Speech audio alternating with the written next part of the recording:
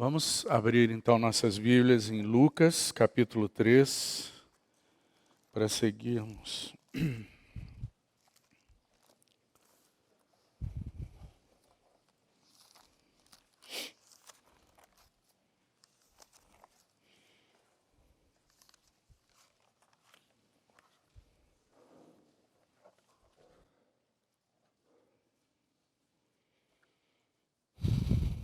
Vamos ler os versos de 5 até o 20.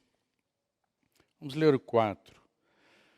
Conforme está escrito no livro das palavras do profeta Isaías, voz do que clama no deserto, preparai o caminho do Senhor e endireitai as suas veredas.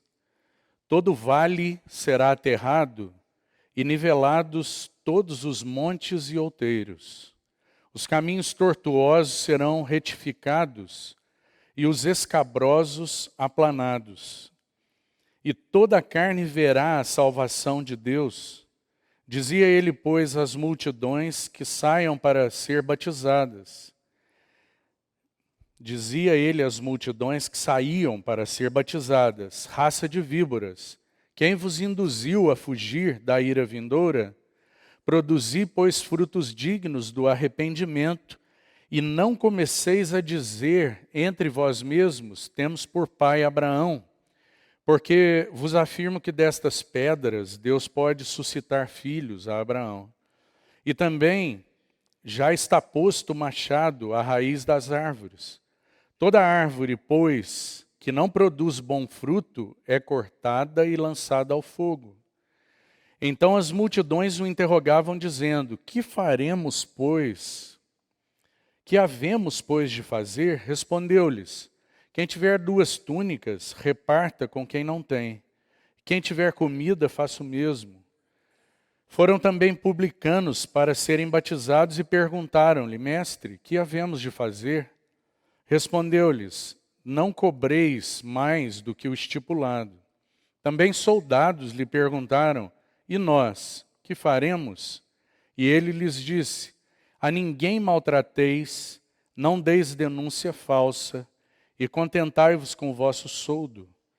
Estando o povo na expectativa e discorrendo todos no seu íntimo a respeito de João, se não seria ele, porventura, o próprio Cristo, disse João a todos: eu, na verdade, vos batizo com água, mas vem o que é mais poderoso do que eu, do qual não sou digno de desatar-lhe as correias das sandálias. Ele vos batizará com o Espírito Santo e com fogo. A sua pá ele a tem na mão para limpar completamente a sua eira e recolher o trigo no seu celeiro. Porém queimará a palha em fogo inextinguível. Assim, pois, com muitas outras exortações, anunciava o evangelho ao povo. Mas Herodes, o tetrarca, sendo repreendido por ele por causa de Herodias, mulher de seu irmão, e por todas as maldades que o mesmo Herodes havia feito, acrescentou ainda sobre todas a de lançar João no cárcere. Vamos pedir ao Senhor que nos ajude, que nos dê sua presença, que nos dê um tempo de luz, que fale aos nossos corações e que então tome esta noite nossas vidas nas suas mãos e faça conosco aquilo que Ele quer. Nenhum de nós está aqui por acaso, nós estamos aqui por causa do Senhor. Nenhum de nós está aqui sem motivo, ou pelo menos não deveria. Nós fomos convocados pelo Senhor.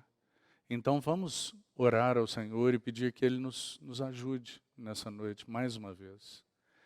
Então curvemos as nossas cabeças e vamos pedir ao Senhor sua graça para esse tempo. Senhor, bendito seja o teu nome, teu grandioso nome, teu nome que está sobre todo nome, teu nome que está sobre nós.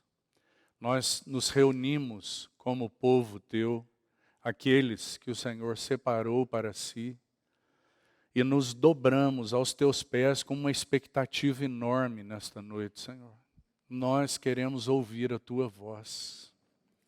Nós queremos, como João, termos aquela convicção no íntimo de que a alegria de ouvir a tua voz já se cumpre no nosso coração.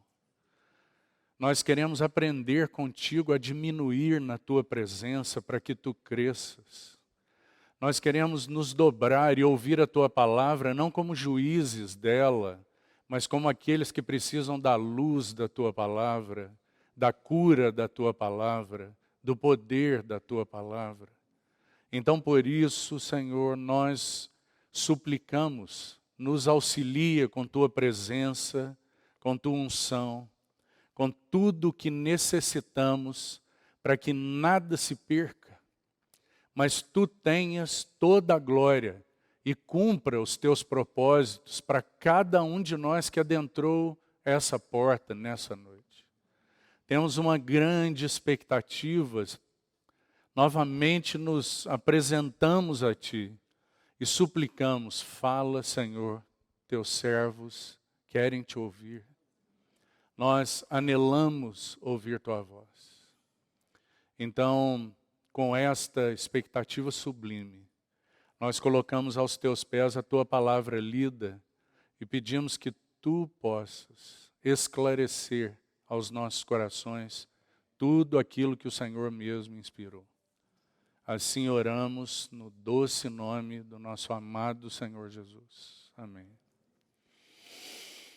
Nós temos então, como nosso irmão nos lembrou na abertura, compartilhado, iniciado esse capítulo 3 de Lucas, que é um capítulo que faz transição realmente, porque nós tivemos os 2 primeiros capítulos com uma abordagem, como já temos dito, que só Lucas faz, nos seus detalhes, nas suas minúcias, os outros evangelistas também, mas Lucas faz com minúcias, aborda aspectos da infância do Senhor Jesus que nenhum outro evangelista faz.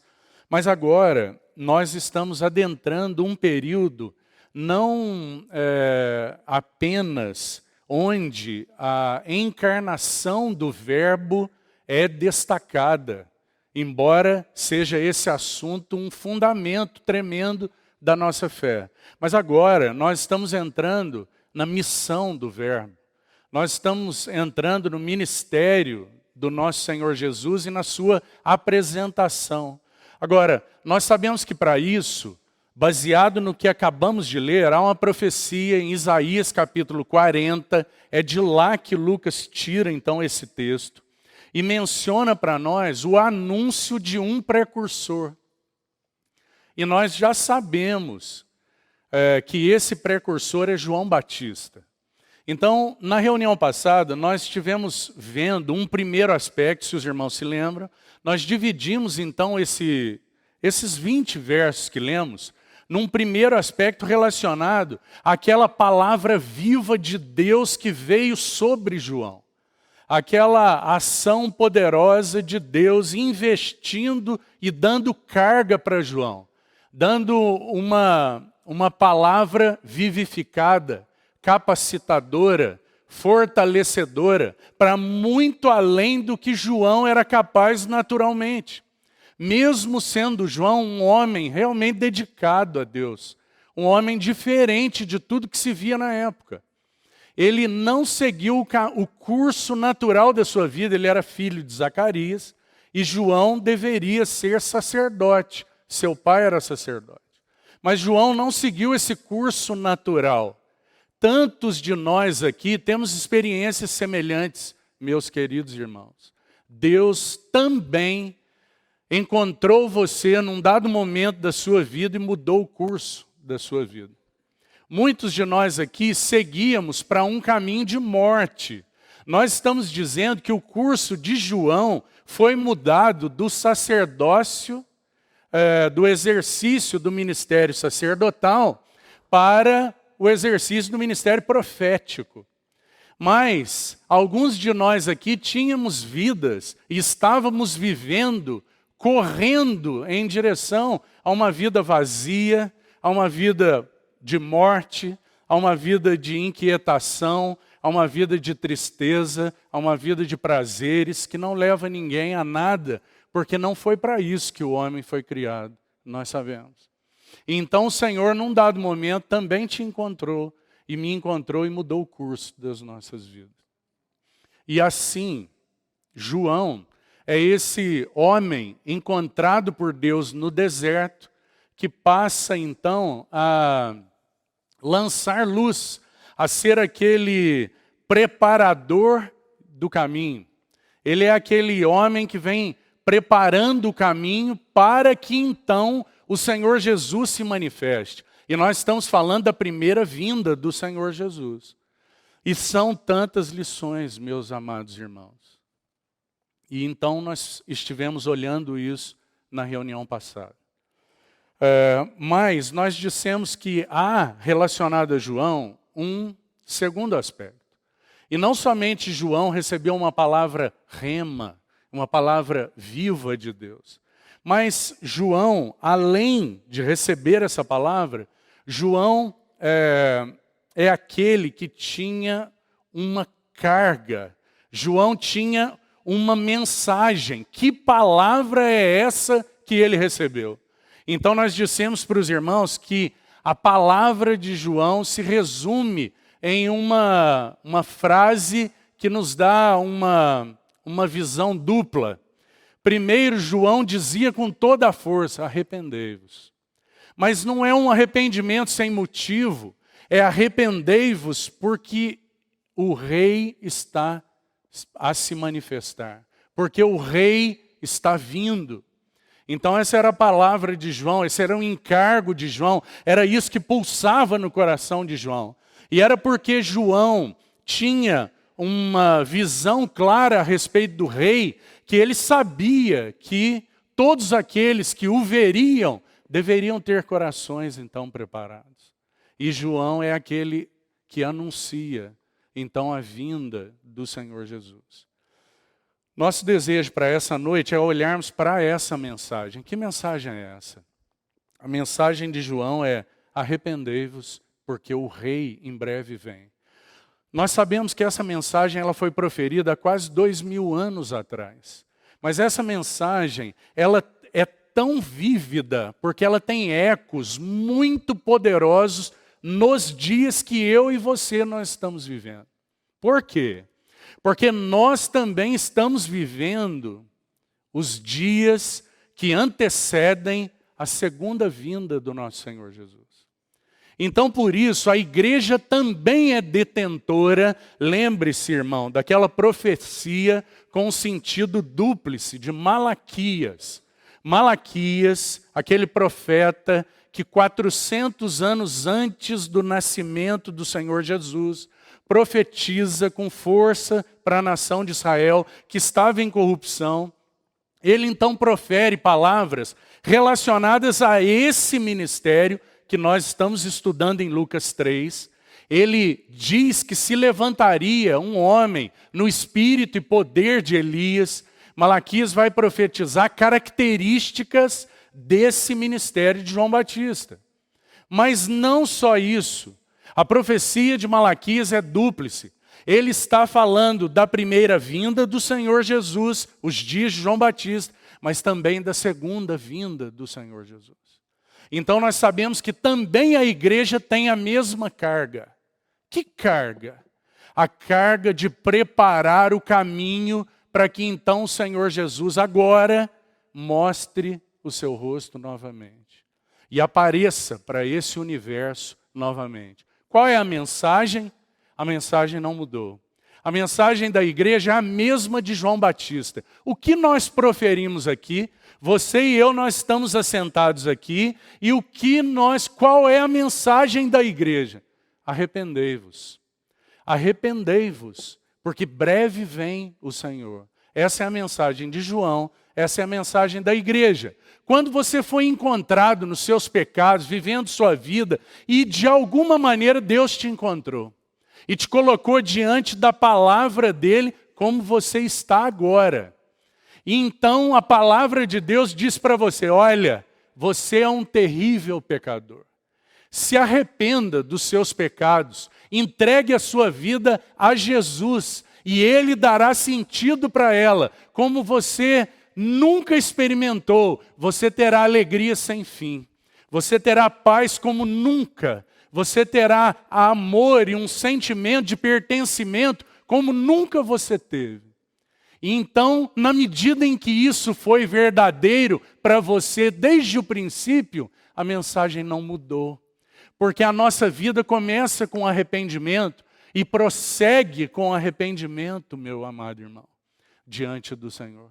Procede com um coração carecendo de ser mudado dia a dia, até que Ele venha. E essa é a mensagem da igreja. Então, nós temos aí João Batista a proferir essa mensagem. E nós compartilhamos muitas coisas. Nós temos tido a oportunidade de, nos domingos pela manhã, termos reuniões preciosas a respeito do que foi ministrado nas quartas-feiras. Vale lembrar isso, porque essas reuniões têm sido importantes demais, segundo o propósito do Senhor, para tornar claras tantas coisas que o Senhor tem nos falado. Então, graças ao Senhor, nós temos tido a oportunidade que essas mensagens sejam gravadas, para que você ouça novamente, se coloque diante do Senhor, para que o Senhor fale ao seu coração e então trate aquilo que Ele deseja fazer, para que não seja apenas como uma aula que você se assenta aqui, ouve algo, aproveita, capta algo e muita coisa se perde. Que o Senhor tenha misericórdia de nós para que não seja assim. E então Ele alcance a profundeza do meu coração e também do seu coração. Os versos, então, e é a partir daqui que retomamos, a partir do verso 4, como lemos, porque a ênfase aí está naquilo que foi escrito pelo profeta Isaías. Veja que João é realmente um homem maravilhoso, cheio de características preciosas. Já foi dito a respeito dele pelo anjo. Mas aqui, irmão, há um destaque de autoridades no início do capítulo. E quando João Batista vai ser mencionado, é mencionado que ele não tem nenhuma referência de autoridade ligada a este mundo, mas que ele tem uma referência ligada ao céu. E que do céu ele é apenas uma voz. Que coisa maravilhosa. Porque é mencionado para nós que há um grande imperador aí, Tibério César. Mas a palavra de Deus veio a João, no deserto. Simples voz, uma tremenda voz que clama no deserto. E então, o verso 5 inicia com alguns aspectos muito práticos dessa mensagem de João, esse preparador do caminho do rei. Como então o caminho seria preparado? Como que eu e você hoje, nós podemos preparar o caminho do Senhor? Nós preparamos o caminho do Senhor a começar pelos nossos corações se rendendo a Ele. A começar por... Lembre-se de Pedro, irmão, quando Pedro diz assim, santificai a Cristo como Senhor nos vossos corações. Santificai a Cristo como Senhor nos vossos corações. E é aí que começa a preparação do caminho do grande rei. É assim que nós seremos instrumentos, como João foi. E então, João inicia a partir do verso 5, com aspectos muito práticos relacionados a esse caminho a ser preparado. Então ele diz assim, primeiro, todo vale será aterrado. Todo vale será aterrado. Irmão, é interessante porque vale fala de um buraco, irmão. Vale é um buraco que precisa, lembre-se, para que você possa passar com aquela carruagem, para que o imperador pudesse passar, então ele mandava seus engenheiros, seus mensageiros, para que eles preparassem o caminho e então o imperador pudesse passar. E eles não somente preparavam o caminho, mas preparavam as pessoas, porque as pessoas precisavam reconhecer adequadamente o imperador. Então esse era João. E como João faz isso? Ele olha para os corações, e a primeira característica que João vê é um coração que é como um vale. Ah, irmão, como o Senhor precisa de lançar luz nas nossas vidas para compreendermos aspectos muito necessários de arrependimento que deve se processar em nós. Então, o que é um vale que precisa ser aterrado? A palavra aterrado aí no original, no grego, significa encher ou elevar. Então, eu queria sugerir para você, irmão, que os nossos corações, eles têm muitos buracos causados pelo pecado. Os nossos corações têm muitos vales que precisam ser aterrados. Tem muitos buracos da culpa, tem muitos buracos, abismos de descaminhos, tem muitas questões que precisam ser enchidas pela graça de Deus. É aquela provisão de Jesus de algo que você não tem, que eu não tenho, mas Ele tem. E Ele pode prover. É algo do caráter dele que precisa ser dado a nós. Então nós temos abismos na nossa concepção moral, alguns de nós. Alguns de nós têm abismos e buracos na sua vida emocional. Outros têm abismos e têm buracos na sua mente. São mentes cheias de abismos que precisam ser enchidos pela graça de Deus. Agora, que o Senhor tenha misericórdia de mim e de você, e é para isso que o arrependimento vai adiante desse processo curador de Deus na minha vida e na sua vida. Porque do contrário, se nós não entendemos a necessidade urgente de arrependimento, então nós nem mesmo percebemos que existem esses abismos. Mas graças ao Senhor, porque diferente disso, Ele tem lançado luz sobre nós. Então nós sabemos que tem muitas questões a serem tratadas e que o Senhor, então, na sua graça, mostre a você e a mim aqueles abismos de culpas, aqueles abismos que precisam ser enchidos com a provisão da graça de Deus para que sejam então aplanados. Ô irmão, quantos de nós aqui somos prisioneiros de culpas, de buracos terríveis, de pecados do passado? E aprisionados permanecemos sem que isso seja enchido pela graça de Deus. Quantos de nós aqui, querendo acertar com os filhos, por exemplo, erramos, porque não somos pais perfeitos. E então carregamos culpas por erros com os filhos, que são como abismos, que nos impedem de uma vida mais plena, mais cheia, mais elevada, porque um vale precisa ser elevado para que então ele seja planificado. É isso que o Senhor deseja, um coração enchido com a graça dele, e não aqueles que ele chamou torturados por culpas do passado. Ele pagou pelos nossos pecados, para que sejamos livrados não somente dos pecados, mas da culpa dos pecados cometidos. Então, graças ao Senhor por esse chamado, para que os vales, corações que são como vales esburacados, sejam aterrados. E isso fala de uma elevação para a qual Ele tem chamado você e eu. Lembre-se que Paulo, ele diz assim, algo muito importante, guarde esse versículo, ele diz assim, que uma coisa ele fazia, esquecendo-se das coisas que para trás ficam. Ele diz assim, eu me esqueço das coisas que ficam para trás. Ora, irmão, Paulo tinha coisas boas, mas ele tinha também muitos buracos dos quais ele queria se esquecer. Certamente, Paulo foi um perseguidor da igreja. Quantos abismos naquele coração. Mas como aquele vale foi aterrado. Porque ele diz, uma coisa eu faço. Me esqueço das coisas que ficam para trás e prossigo. Prossigo para o alvo. Para alcançar aquilo pelo qual eu também fui alcançado. Eu prossigo para o alvo, para o prêmio da ascensional elevação, soberana vocação de Deus em Cristo Jesus. Que chamamento você e eu recebemos?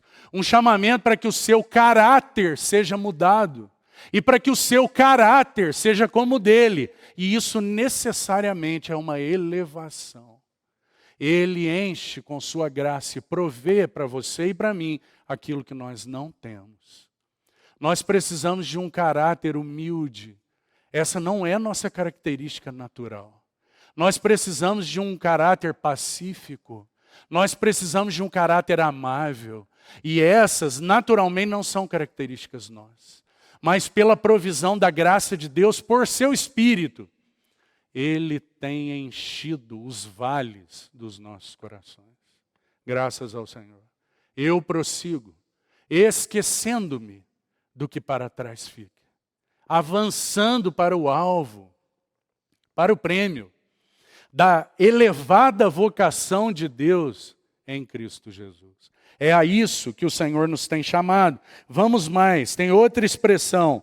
Vale será aterrado. Depois, nivelados todos os montes e outeiros. Niveladas todas as montanhas. Ora, se vales falam de buracos que precisam ser aterrados, esses montes que precisam ser nivelados apontam para orgulho, soberba, autoconfiança. São todos montes enormes que se formam no meu coração e no seu e que precisam ser cortados por essa palavra de Deus que é capaz de tratorar o seu coração e o meu. É a isso que o Senhor tem nos chamado. Então tem muitas elevações na sua vida e na minha que precisam ser tratadas pela palavra de Deus. A palavra para nivelados aí no grego é exatamente humilhar ou rebaixar. Muitos vales serão rebaixados. Então a palavra de Deus vem fazendo esse trabalho no seu coração e no meu, e dizendo, você não é o que pensa que é. Você não é o que aos seus olhos você pensa que é. Você tem todo o significado e valor se estiver em mim. Mas na medida em que você confiar em si mesmo, os seus caminhos são de morte. Então, graças ao Senhor pela palavra persistente que tem vindo aos nossos corações. Você se lembra de 1 Pedro 5, irmão, uma palavra aos jovens, que diz para que os jovens se submetam aos mais velhos e para que todos estejam cingidos de humildade, porque Deus resiste aos soberbos, mas aos humildes Ele dá a sua graça. Então Ele diz, humilhai-vos sob a potente mão de Deus, para que Ele, em tempo oportuno, vos exalte. Esse é o versículo 6. O Senhor tem nos chamado a isso, para que os nossos corações sejam nivelados, sejam realmente nivelados. Do contrário, irmão, ninguém nos suportará. Ninguém. Graças ao Senhor, porque Ele tem nos chamado a isso. E que haja aqui entre nós realmente um encorajamento da parte do Espírito de Deus. Para que nos apresentemos a Ele, Senhor, onde meu coração precisa ser nivelado. Onde eu preciso ser cortado pela Sua palavra. Me ajuda, mostra, trabalha, aplica a Tua palavra à minha vida. Terceiro aspecto aí, seguindo ainda no versículo 5. Os caminhos tortuosos serão retificados. Tortuosa, a expressão tortuoso no grego aí é áspero. Algo fendido, Ora, irmão, isso aponta para uma vida dupla. Isso aponta para uma vida, um coração que se dispõe a viver uma vida dupla, diante de Deus e dos outros. Então, que o Senhor nos ajude para que isso seja posto na luz dele e então haja arrependimento. Porque caminhos tortuosos fala de uma fenda. Nós aqui somos uma região de pastagem. Então, se você observar os pastos, tem alguns lugares em que eles sofrem erosões e que fendas se abrem. E muitas vezes essas fendas ficam escondidas pela relva, pelo mato, pelas árvores. Mas as fendas estão ali. Elas estão só escondidas, mas são fendas horríveis, ásperas, tortuosas. Que o Senhor nos ajude para que nossa vida dupla seja tratada diante dele e não haja um coração tortuoso, fendido diante do Senhor e uns dos outros. Uma vida que diante de Deus é diferente daquela que é vivida em casa, no trabalho e na comunhão com os irmãos. Que o Senhor lance luz sobre corações tortuosos, fendidos, que se adequam ao ambiente. Que o Senhor promova arrependimento em nós, porque nós temos necessidade de que isso seja endireitado, né? De que isso seja retificado, porque o que o texto diz é que esses caminhos tortuosos serão retificados. O sentido da palavra é tornado liso, aplanado. Um coração que deixa de ser áspero. Você vê isso, irmão? Que o Senhor nos ajude. Porque muitas vezes, agora falando para os casais, nós somos tão amáveis uns com os outros quando estamos diante das outras pessoas. E tão ásperos quando estamos em casa. Então, que o Senhor lance luz para que haja verdadeiro e profundo arrependimento. Um coração que é planificado pela graça e provisão e pela palavra de Deus. Quarto aspecto, caminhos escabrosos, aplanados. Caminhos escabrosos, o sentido de escabroso aí no grego é deformado. Um caminho deformado. Algo que está fora do lugar. Algo que está na direção errada. Irmão, o que na sua vida e na minha que está na direção errada? Tem alguma coisa escabrosa na sua vida moral? Tem alguma coisa escabrosa no seu casamento? Tem alguma coisa escabrosa na sua vida financeira? Que precisa ser endireitada? Que precisa ser aplanada? Tem alguma coisa escabrosa na sua vida emocional que precisa ser planificada? Tem alguma deformidade nos seus sentimentos que precisam ser tratados? Quantos são tendentes a sentimentos depressivos? Outros são tendentes a sentimentos de euforia e etc. E perdem, por vezes, o equilíbrio nas suas vidas por conta dessas deformidades. Que Deus nos ajude. Quantos de nós perdemos essa vida financeira plana por termos deformidades nesse aspecto? Então fazemos dívidas inadequadamente, ou então somos tão dedicados ao trabalho que vivemos e amamos ao dinheiro.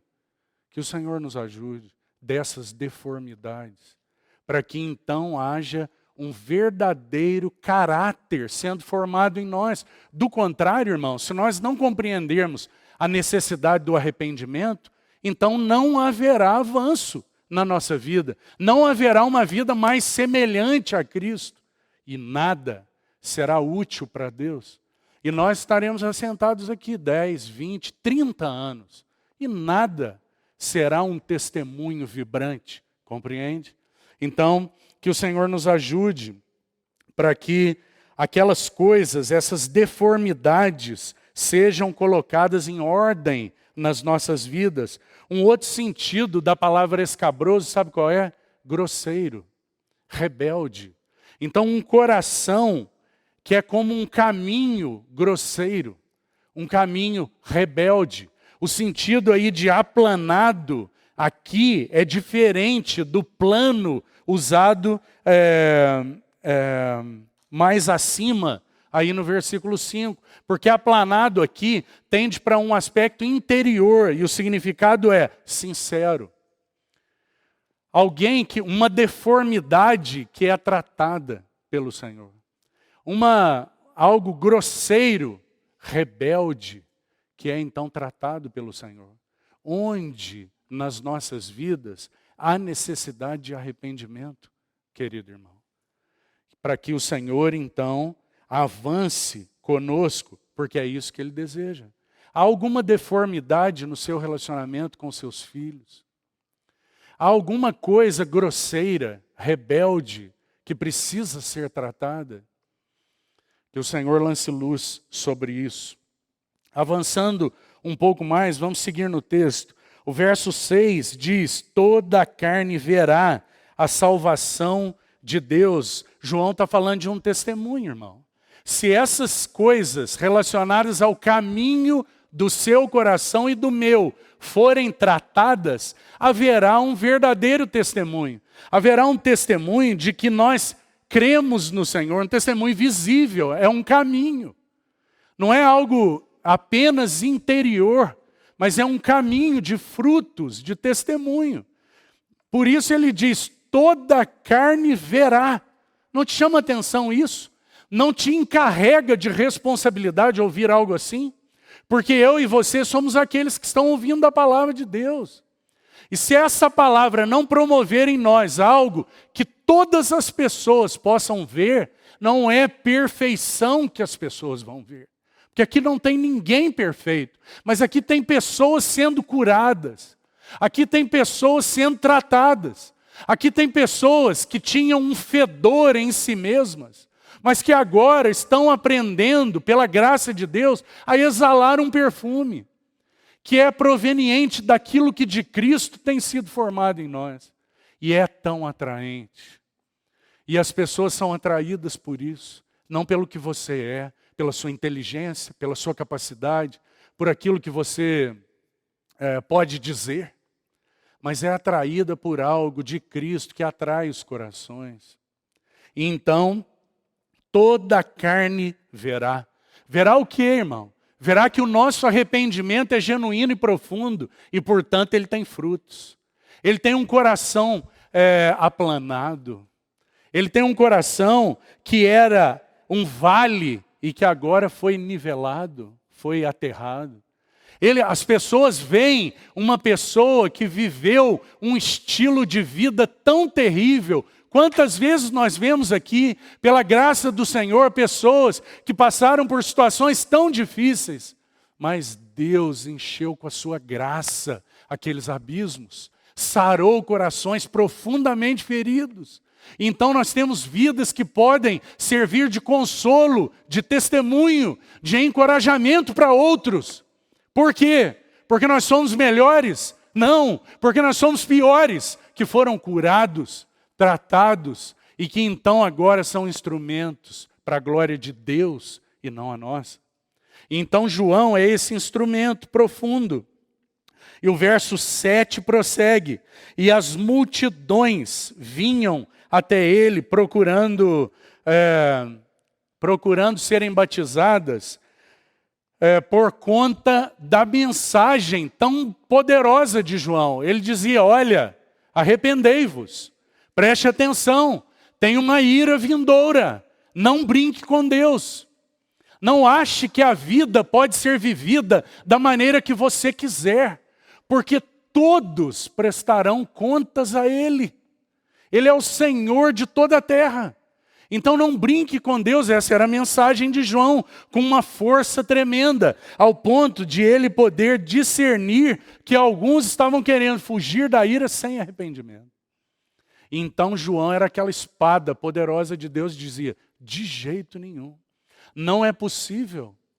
Não é possível tentar fugir da ira sem arrependimento. Então, irmãos, seguindo os versos aí 8 e 9, eu gostaria apenas de fazer um destaque, já que no domingo pela manhã passado, esses versos foram então compartilhados. Mas eu queria fazer um destaque. O João vai falar com toda força, olha, arrependimento genuíno não é tristeza por causa do pecado apenas. Arrependimento genuíno é mais do que sentir tristeza por causa do pecado. Muitos homens sentem tristeza por causa do pecado e logo estão envolvidos na mesma lama pela qual sentiram tristeza. Arrependimento genuíno é mais do que isso. Arrependimento genuíno é assumir uma posição ao lado de Deus contra você mesmo. Isso é arrependimento. É quando nós nos colocamos ao lado de Deus e dizemos, é verdade o que o Senhor tem dito a meu respeito. É verdade e eu quero ser mudado, transformado. Eu não aguento mais viver dessa maneira infeliz, desgraçada, correndo atrás de brinquedos, correndo atrás de prazeres, sem que o coração seja satisfeito. Chego em casa, deito na cama e não tenho paz. Senhor, eu quero a Ti, eu quero uma vida transformada. E João, então, é esse instrumento da parte de Deus, resistindo aos soberbos, para que então a graça de Deus pudesse ser concedida a todos os que se humilhassem. Você vê isso, irmão? Então, o Evangelho é pregado com essa força. A mente e a vontade tocadas, preste atenção, irmão. A mente e a vontade tocadas, elas não são sozinhas um testemunho de que o arrependimento se processou. Mas o arrependimento genuíno é certificado por frutos. O arrependimento genuíno é certificado por frutos. Por isso que arrependimento não é tristeza do pecado, não é arrepender para depois se arrepender de novo. É arrepender-se para gerar frutos de arrependimento. Compreende? É a isso que o Senhor tem chamado você e a mim. Do contrário, nós iremos viver vidas fracas, sem realidade. Porque não se processará em nós essa transformação tão necessária, que é testemunhada por frutos de arrependimento. Então que o Senhor, na sua graça, tenha caminho nos nossos corações. O destaque que gostaria de fazer aqui é uma nota importante aqui de João, no verso 8, quando aqueles que estavam procurando arrependimento, eles estavam pensando assim, olha, nós somos filhos de Abraão. Nós temos o sangue de Abraão. Abraão é o nosso pai. Deus tem uma aliança com Abraão. E por causa da aliança que ele tem com Abraão, ele tem conosco também. E está tudo bem para nós. Então é como se João dissesse para eles assim, olha, não se iluda. Não pense não achem que por estar ligados a alguém santo, você já tem aquilo que necessita de salvação da parte de Deus. E essa é uma palavra muito importante para todo jovem. Deus não tem netos, Deus tem filho. Ah, eu tenho a fé do meu pai. Ah, eu tenho aprendido a adoração do meu pai. Nada disso, irmão. O Senhor não tem netos, Ele tem filhos. E cada um de nós deve se entregar a Ele. E essa é uma nota muito importante. Não ache que por estar próximo, ligado, andando junto, assentado com pessoas que têm diante de Deus um relacionamento de santidade, isso garante algo para você. Não garante. Porque Deus pode fazer de uma pedra filhos. O que nós carecemos não é de uma aliança sanguínea com alguém que já se entregou a Deus. É da mesma fé daquele que crê no Deus a quem se entregou. Compreende, irmão?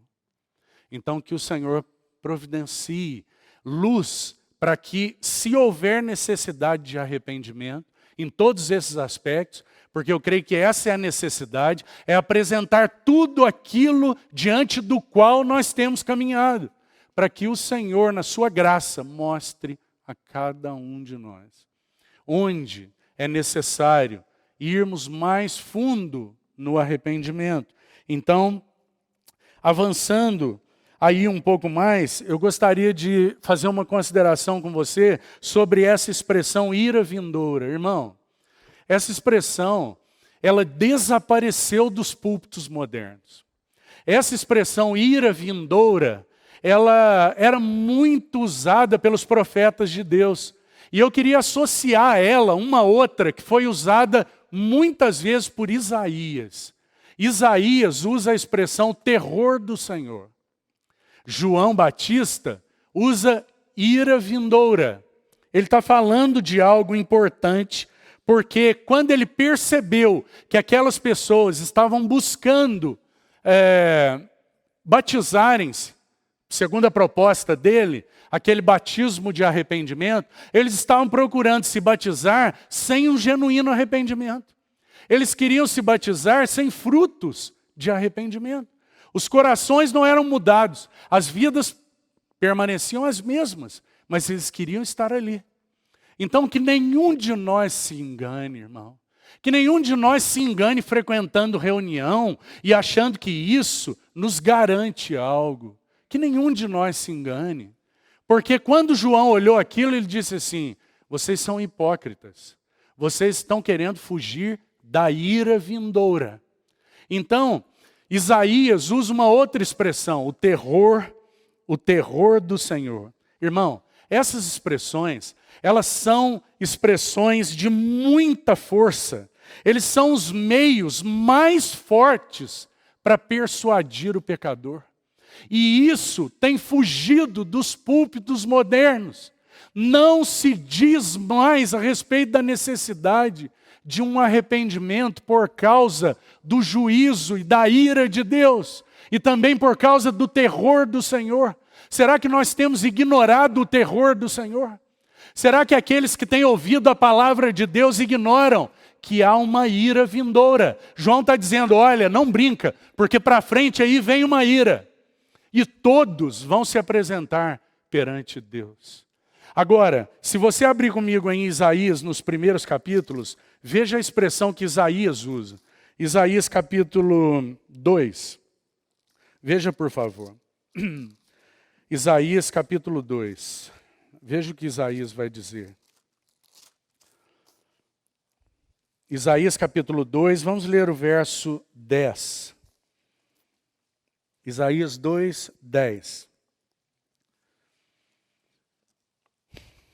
O assunto de Isaías aí, irmão, nesse capítulo 2, é o trato de Deus com corações orgulhosos, com homens orgulhosos, com os homens que entendem que não precisam de nada.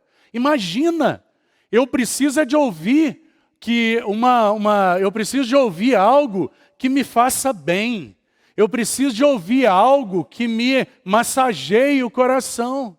Então Isaías vem com aquela palavra do terror do Senhor para os orgulhosos.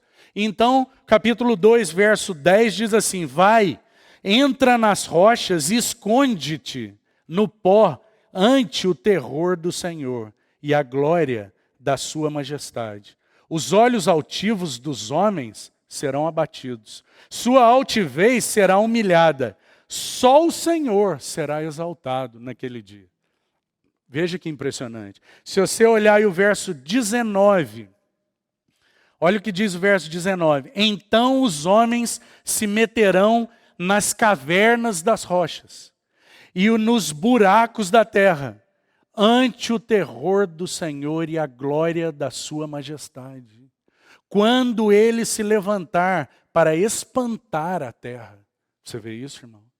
Olha que impressionante. Veja o verso 21.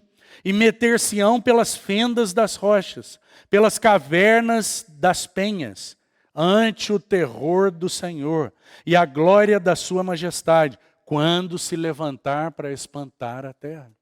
Não é impressionante? A expressão de João lá é, olha, não venham de forma hipócrita, fugir da ira vindoura, porque ninguém pode fugir. Porque os olhos do Senhor contemplam aquilo que os homens não conseguem ver. E então, se não houver frutos que comprovem um genuíno arrependimento, haverá ira e terror. Você vê? Que o Senhor nos ajude. Por quê? Porque o Senhor tem provido para nós um fogo. O fogo do Espírito. Que ele é como um fogo dúplice. Por um lado, ele é um fogo capacitador, que julga e queima tudo aquilo que é inadequado, mas que provê calor, que provê fortalecimento, que provê um trato de corações endurecidos. Ele é um fogo por esse lado que trata, mas por outro lado, ele é um fogo de juízo. Ele é um fogo para os obstinados. Então que o Senhor fale aos nossos corações, para que não haja no seu povo, sobre quem começa o juízo, um coração inadequado. Mas haja um coração realmente arrependido diante dele. Então, a ira vindoura e o terror do Senhor, eles são instrumentos fortes para persuadir o homem, mas eles têm sido tão pouco falados. Não se fala mais que aqueles que não crerem naquele que provê salvação, que se apresenta como Salvador, o destino do homem que não crê em Jesus Cristo é o inferno. É a ira vindoura e o terror do Senhor. Esse é o destino de todo aquele que não entregar sua vida ao Senhor Jesus. E você pode, querido irmão, todos os que creem aqui se regozijam com o fato de que são dele salvos para sempre. Mas se você tem ouvido a palavra e não crê, que você apresente seu coração a ele e se entregue, porque do contrário, ele será apresentado a ele para juízo naquele dia. Então, graças ao Senhor por sua palavra que nos adverte de forma tão poderosa. Seguindo o texto, João, no verso 10, ele passa a ser interrogado pelas multidões. As multidões passam a interrogar. Que coisa curiosa, irmão. Sabe por quê? O que está havendo aí é um apelo que está partindo dos ouvintes. É muito comum nos nossos dias o apelo partir dos pregadores. Nada contra isso, desde que isso seja genuíno da parte de Deus. Certo? Agora, muitas vezes o apelo parte dos púlpitos para propor um evangelho de adesão, para tentar insistir com o pecador, e assim são promovidas tantas conversões, tantas mudanças de mente que são apenas psicológicas, e que não redundam em frutos, e que não redundam em vidas que passam a ser servos e discípulos do Senhor Jesus para o seguirem até que Ele venha. Compreende, irmão? Agora, o que João vai fazer aí é algo tão diferente. O que a palavra genuína de Deus faz é algo tão diferente. Você se lembra que Pedro também tem uma experiência como essa aí de João Batista. Porque João Batista está pregando a palavra, ele está falando, olha, tem ira. Olha, você é um pecador que precisa ser transformado, mas há um caminho de salvação. Vem o Salvador, aquele que batiza com o Espírito e com fogo. Ele está prestes a se manifestar. Arrependa-se, é o que João está propondo. Um caminho de salvação para todo aquele que se arrepender. Pedro fez a mesma coisa. Quando Pedro se levanta e prega a palavra poderosamente no início da igreja, livro de Atos, capítulo 2. Quando Pedro prega, a reação é a mesma, porque a palavra de Deus, a presença de Deus promove isso nos corações. E que o Senhor nessa noite, por sua presença, não apenas pela minha voz, mas por sua voz, promova isso no seu coração e no meu. O que faremos? A palavra pregada por Pedro ainda traz uma palavra diferente. O Espírito Santo registra lá para nós que compungiu-se-lhes o coração. O que é um coração compungido? Lá no grego é perfurado. Perfurou-se-lhes o coração. E então eles disseram, que faremos? Aqui nós temos aquelas pessoas ouvindo e há um apelo dos ouvintes para João. O que havemos, pois, de fazer? Então os corações estão abertos, dizendo, olha, nós recebemos a palavra, o que havemos, pois, de fazer? Então João vai discorrer a respeito daquilo que era necessário. E como ele começa a sua advertência? Qual é a advertência de João? Ele vai entrar, irmão, em aspectos muito comuns, muito simples da vida e dizer assim, a nossa vida arrependida, salva, ganha, trabalhada, mudada por Ele, vai ter um reflexo em coisas simples, comuns. A nossa vida será de tal maneira mudada em coisas simples, triviais, que será um testemunho de frutos. Então, como João faz isso? Que advertência ele faz? Que coisas simples e comuns que são essas, que João vai dizer, olha, na verdade isso que você acha que pode botar para baixo do pano aqui, escondido, fazer errado aqui, se apresentar diante dos outros como se estivesse tudo certo, diante de Deus isso não vale. Diante de Deus as coisas comuns são sagradas. E a vida comum sagrada testemunha um verdadeiro arrependimento. Então o que ele faz? Ele diz assim, verso 11. Quem tiver 2 túnicas, reparta com quem não tem. E quem tiver comida, faça o mesmo. O que ele está fazendo, irmão? Esses dias aqui de João eram dias de fartura? Ou eram dias de escassez? Esses dias aqui que João está falando, o povo estava sob o jugo do Império Romano. E eram dias de escassez. O que João está dizendo, olha, tem pessoas que estão passando necessidades. Tem pessoas que estão passando fome. Você que tem provisão para 30 dias de comida na sua despensa, reparta com quem não tem comida para amanhã. Você que tem 2 agasalhos, dê um para alguém que está em necessidade. Sabe o que João está ensinando, irmão? Não é caridade apenas. João não está ensinando que se você fizer caridade, está tudo certo e você está salvo. Não é essa a questão. Porque a salvação não é proveniente de nenhuma atitude nossa. A salvação é proveniente da vida de Cristo entregue naquela cruz. Mas essa vida entregue, dada a nós, ela se reflete em atos de caridade, sem dúvida. Mas que são provenientes dessa vida nova que foi dada a você e a mim. João está dizendo, há uma lei do amor que todos aqueles que experimentam um verdadeiro arrependimento serão instrumentos de testemunho. Ele está dizendo, há uma lei genuína, preciosa do amor que será testemunhada pela generosidade, irmão.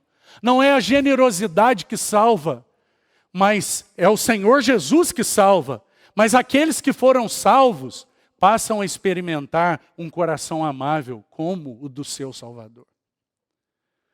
Agora, há um fio de prumo aqui que pode nos ajudar. Você se lembra, anote esse texto aí, depois você confira, em Atos capítulo 20, o verso 35, o apóstolo Paulo usa uma expressão lá. Ele diz assim, que o nosso Senhor Jesus, no final do verso ele diz, o nosso Senhor Jesus disse que mais bem-aventurado é dar do que receber. Você lembra? Agora, irmão, bem-aventurado, o sentido da palavra é feliz, extremamente feliz. Agora eu preciso te fazer uma pergunta. Você se sente extremamente feliz quando está dando ou quando está recebendo?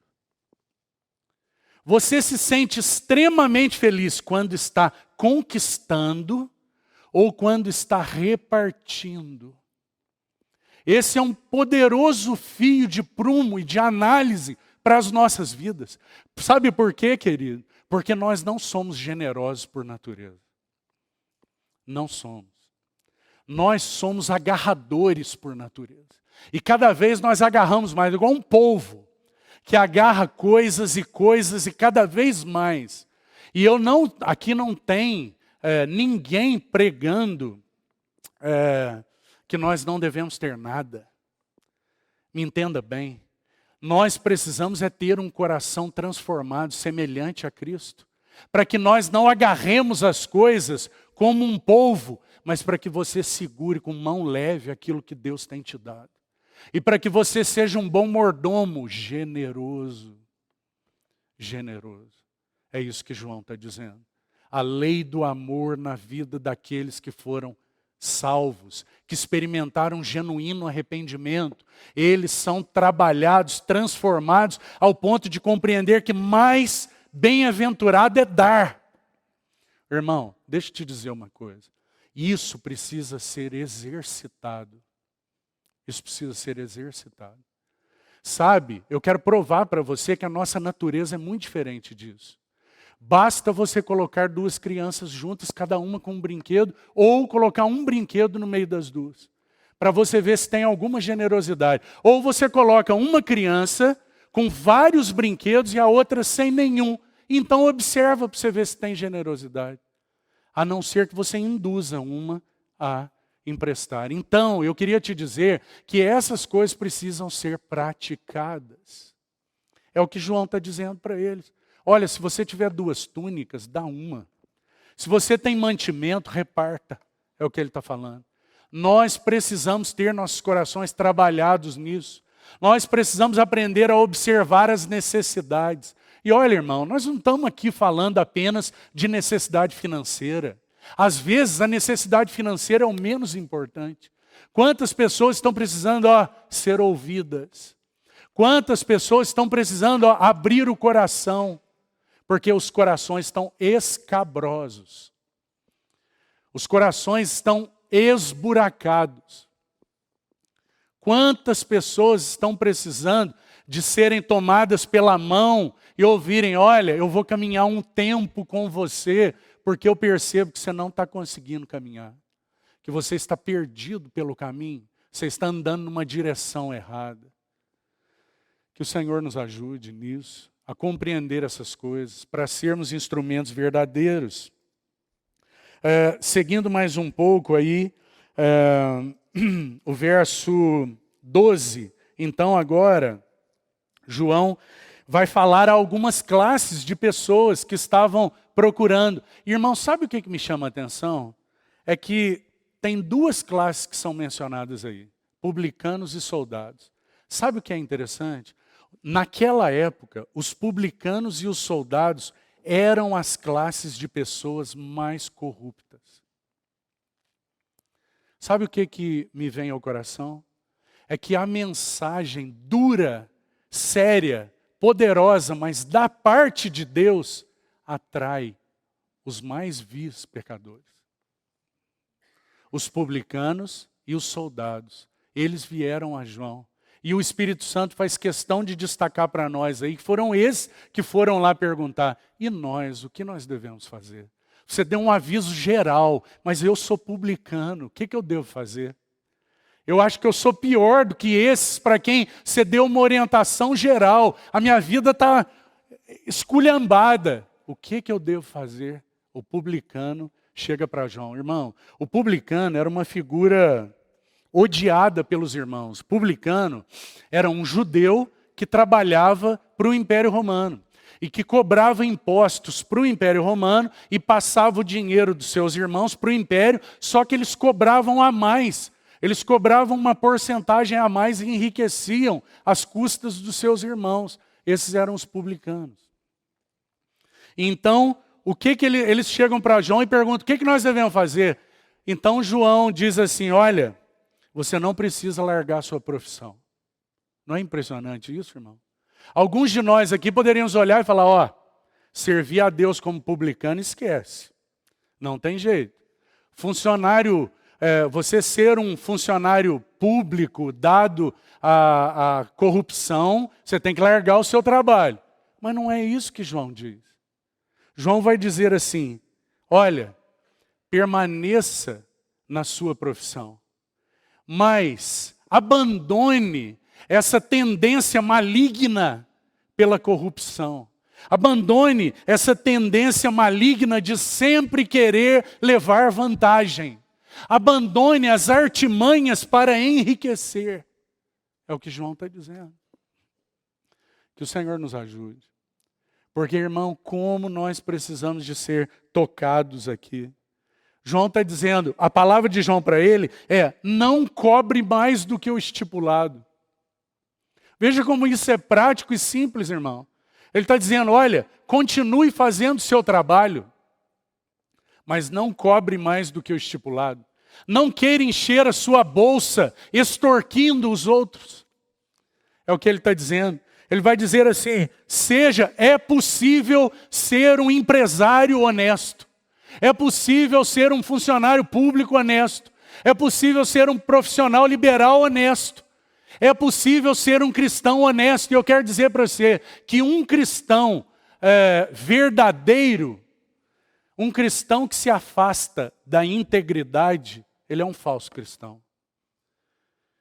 Que o Senhor nos ajude e lance luz sobre as nossas vidas no que é necessário haver um genuíno arrependimento. João está falando para publicanos. É possível, ele está dizendo. Seja alguém que não cobre mais do que o estipulado. A segunda classe aí são os soldados. Ora, irmãos, se os publicanos eram os corruptos, os soldados eram aqueles que os publicanos corrompiam para funcionar com eles naquele esquema, aquele mecanismo para extorquir mais. Esses eram os soldados. E os soldados também se apresentam com as suas consciências golpeadas pela palavra, entendendo que tinham necessidade de se arrepender, mas não sabiam o que fazer. Então eles se apresentam e dizem, olha, e nós, os soldados, como é que nós vamos fazer? O que faremos? Aqueles soldados corrompidos, o profeta João vai dizer para eles, olha, a ninguém maltrateis. Não é interessante ele começar por aí, irmão? Ele diz, é como se ele estivesse dizendo assim, não façam um uso abusivo da autoridade e do poder que vocês têm. Não façam um uso abusivo da autoridade que você tem, irmão. Basta você dar, já disse alguém no passado, que basta você dar autoridade para um homem, que você vai saber quem ele realmente é. Não faça um uso abusivo da autoridade, do poder que te foi conferido. Porque nenhuma autoridade existe se do céu não lhe for dada. Não é isso que Jesus disse para Pilatos? Quando Pilatos veio como autoridade sobre ele, o Senhor disse, olha, nenhuma autoridade você teria se do céu não te fosse dada. Então toda a autoridade é conferida por Deus, só há uma autoridade, Deus é a autoridade. Qualquer autoridade é subordinada a Ele, conferida por Ele. É por isso que nós, pelo apóstolo Paulo, em Romanos, somos orientados a orar pelos governantes e pelas autoridades. Não é? Mas o que João está fazendo? Primeiro, não maltrateis. Segundo, ele segue e diz assim, não deis denúncia falsa. Não maltrate, não dê uma denúncia falsa. Isso está diretamente ligado aos publicanos. Porque os publicanos queriam extorquir mais os seus irmãos, então eles chamavam o soldado e falavam, olha, promove aí uma denúncia falsa, porque aquele lá não está querendo pagar o que eu quero receber. Então o soldado, mancomunado com o publicano, promovia uma denúncia falsa para que o publicano recebesse mais e pagasse o suborno do soldado. Então ele diz, olha, não maltrate, não dê denúncia falsa, esteja contente com o vosso soldo, o vosso salário. Esteja contente com o seu salário, com aquilo que é destinado a você. Então, seguindo, verso 15, nós temos aí um grande perigo se apresenta para João. Porque o povo começa a criar uma expectativa de que o Cristo era João. Então começa um burburinho de que João deveria ser o Cristo. Então João, irmão, é tão maravilhoso o que acontece aí. Porque no momento daquele grande perigo, em que o pregador pode aceitar glória para si mesmo, no momento em que ele está sendo tentado a atrair a glória para si, a se tornar evidente e não a ser um instrumento para que todos olhem para o Senhor. João está sendo tentado a isso. E olha, nós estamos de ver tantos que se colocam nos púlpitos e atraem holofotes para si mesmos. Se tornam figuras clericais, proeminentes, que ocupam um status totalmente diferenciado de todos os outros. Que o Senhor nos ajude. Porque nós que temos tido a oportunidade de estar aqui à frente, somos tão responsabilizados. Como apenas ovelhas que vão à frente. Como todos os outros. Carentes de que o Senhor nos ajude. Então, João está passando por esse teste. Mas quando ele é desafiado assim, irmão, ele dá um testemunho tão magnífico, né? Ele diz assim, eu não sou a luz, eu testifico da luz, ele é a luz. Eu não sou o noivo, eu sou apenas o amigo do noivo e eu me alegro com a voz do noivo e me alegro em estar presente. Mas o noivo é aquele que tem a noiva. Eu sou tão forte, diante de todas as autoridades eu permaneço de pé, com tanto vigor, mas diante do meu rei eu não sou digno de desatar as correias das sandálias. Ele está de pé diante das autoridades do mundo, tão forte, tão poderoso, mas diante do seu rei, ele se coloca em total humildade. Que maravilhosa força é essa desse homem, não é, irmão? Que força ele tem. Ele se apresenta como aquele, diante das pessoas, ele diz, olha, é como se ele dissesse, parafraseando, vocês pensam que eu sou forte? Vocês estão vendo em mim uma palavra poderosa? Mas ele tem todo o poder. Eu sou apenas o que apresenta o caminho. Ora, irmão, certamente João, ele não compreendeu que aquele a quem ele anunciava exerceria todo o seu poder em fraqueza e em amor gentil. Ele não compreendeu, certamente. Tanto que quando ele foi preso, ele questionou isso do cárcere. Ele não compreendeu bem que aquele a quem ele anunciava e que é todo poderoso, ele exerceria o seu poder em fraqueza. E então ele questionou quando foi preso. E ele disse, será que é este mesmo o Cristo ou eu devo esperar outro? Então o Senhor dá aquela resposta maravilhosa. Os cegos veem, os surdos ouvem, os coxos andam. E por onde eu passo, se manifesta o reino de Deus. Que maravilhoso. Mas João é então esse instrumento.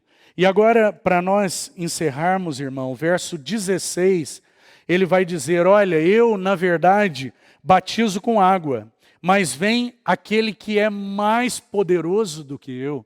Ele tem todo o poder. Eu não sou digno de desatar as sandálias. Ele batiza com o Espírito Santo e batiza com fogo. Ora, irmão, se você tem uma revista e atualizada, você pode observar aí no rodapé que o com água e com fogo, ou com o Espírito e com fogo, pode ser substituído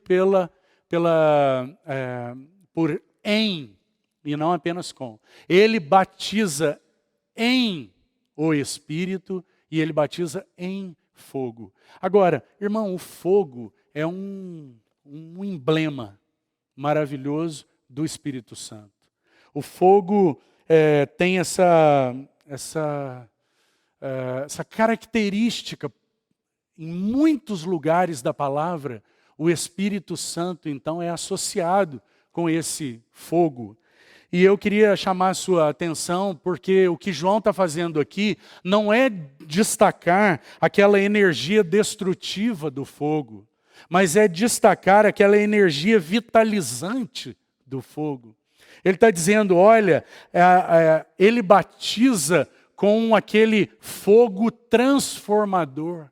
É o fogo que é capaz de gerar fervor em corações congelados. É o fogo que é capaz de gerar calor em corações em desamor. Que maravilhoso, irmão.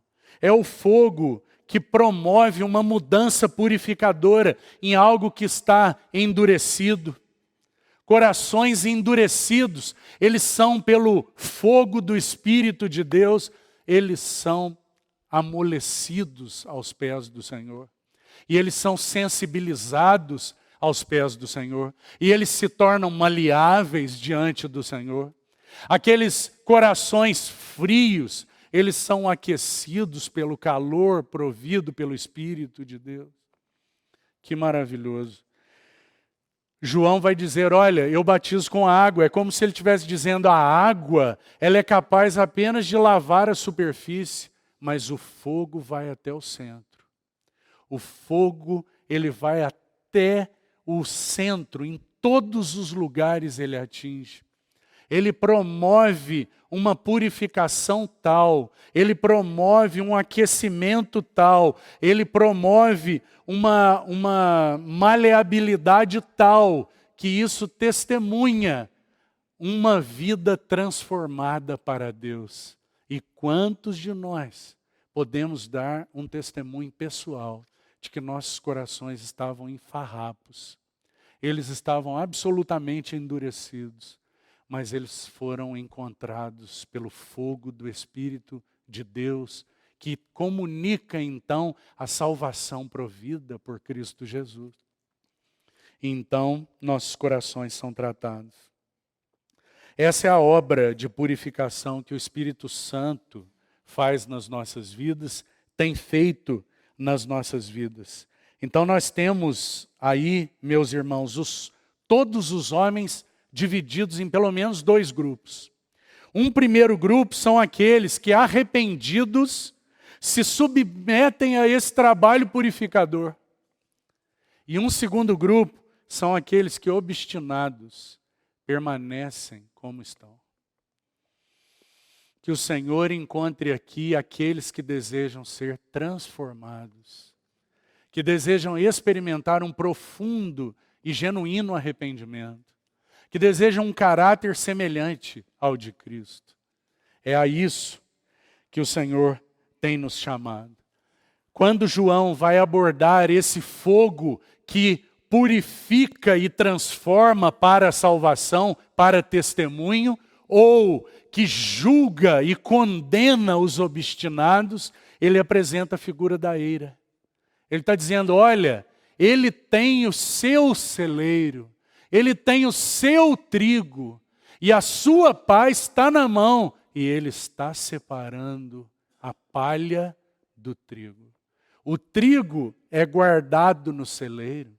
O trigo é como aquele grão dos arrependidos que têm sido purificados e transformados segundo a sua imagem.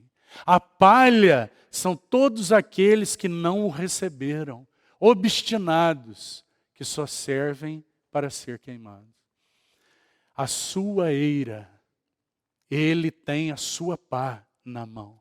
E João então está dizendo, olha, o evangelho é radical, a tal ponto de que muitos serão salvos, mas não todos. Então, arrependei-vos é a mensagem dele. Essa é a escolha que está diante de você e diante de mim. Nós desejamos nos arrepender, nos colocarmos diante desse trabalho purificador do Espírito de Deus. Se sim, graças ao Senhor. Mas se não, nós permaneceremos em obstinação.